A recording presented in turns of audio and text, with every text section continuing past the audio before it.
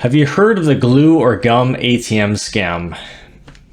If you haven't, you really need to listen because it'll probably make you want to avoid using ATMs entirely, perhaps for the rest of your life.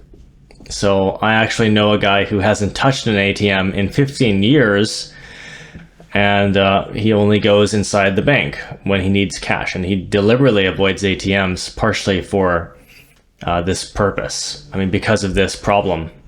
So here's how the whole thing works. You walk up to a local ATM, you try to slide your card in and realize that the slot is totally blocked. It's explained that the cases report that it feels kind of sticky. It's like maybe grease had accumulated in there, and when something rubs in too much in a machine like that, it starts to get kind of gunky. It just feels kind of sticky. That's probably what their idea is, what the scammers want you to think. So the scammers are actually putting something in there like gum or glue inside, so it feels like built up grease.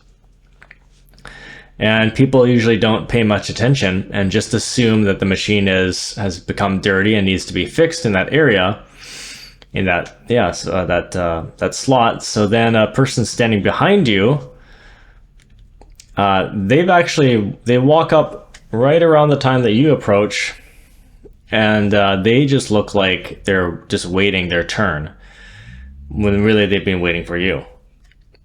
And so they're just waiting in line, right? And all they have to do is ask if there's anything wrong. And after you explain the problem, they'll helpfully remind you that the machine has a tap feature. So you use this contactless sensor instead of the slot, and it works perfectly. You grab your $300 or something and you're on your way.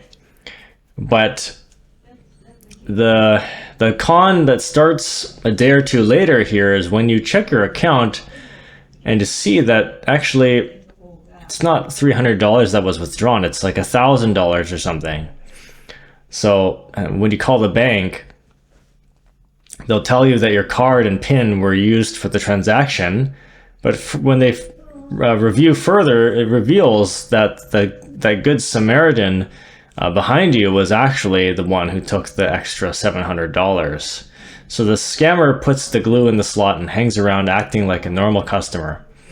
As soon as you struggle with the slot, they suggest to tap the tap feature because of a major flaw on the machines.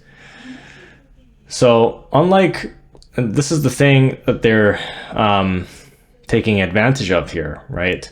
Unlike when you insert a card, the contactless session doesn't always ask you if you want to end your session or log out or start a new session. It doesn't do that automatically. So since everyone is in such a rush, they just take their cash and go, thinking that the transaction's over. And in reality, the ATM is still wide open. The account is open and logged in. And this lets scammers walk right up and withdraw.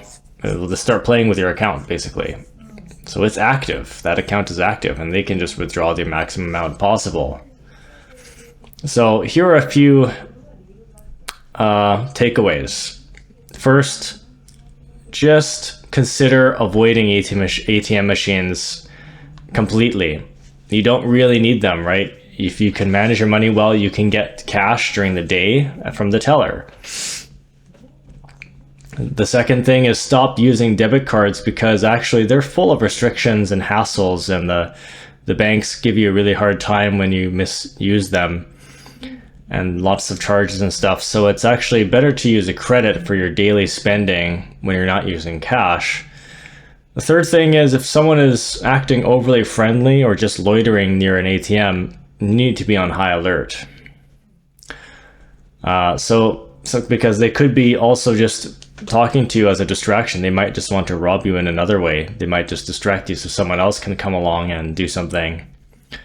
So this particular story came out of California, but it's happening all across North America. So it doesn't matter where you live.